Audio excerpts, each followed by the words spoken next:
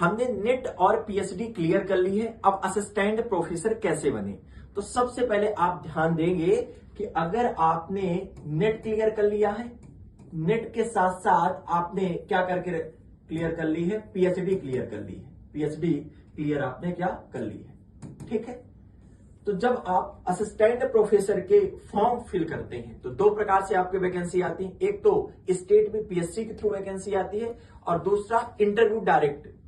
तो जब आप असिस्टेंट प्रोफेसर के लिए फॉर्म फिल करते हैं तो अगर स्टेट में आप फिल कर रहे हैं पीएससी के थ्रू तो उसमें आप एग्जाम दोगे और एग्जाम के बाद आपका इंटरव्यू होगा, उसके बाद आपकी मेरिट बनेगी।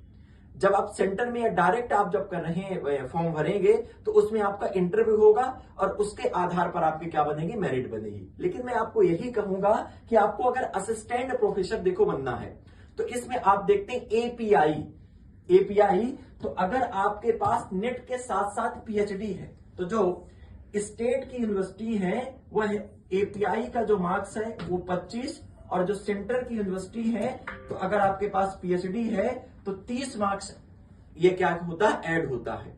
तो अगर असिस्टेंट प्रोफेसर के इंटरव्यू पर आप गए हो और एक बंदा उसके पास केवल क्या है, नेट है, और दूसरा बंदा है उसके पास नेट के साथ साथ क्या है, पीएचडी है, तो किसको ज्यादा प्रेफर किया जाएगा, पीएचडी वाले को। तो मैं यही कहूंगा कि अच्छी तरीके से आप पढ़ाई करिए और नेट क्लियर करिए। नेट क्लियर करने के बाद फिर आप क्या करिए, पीएचडी करिए और फिर अगर असिस्टेंट प्रोफेसर की तरफ आप जाएंगे तो जॉब आपकी पक्की है।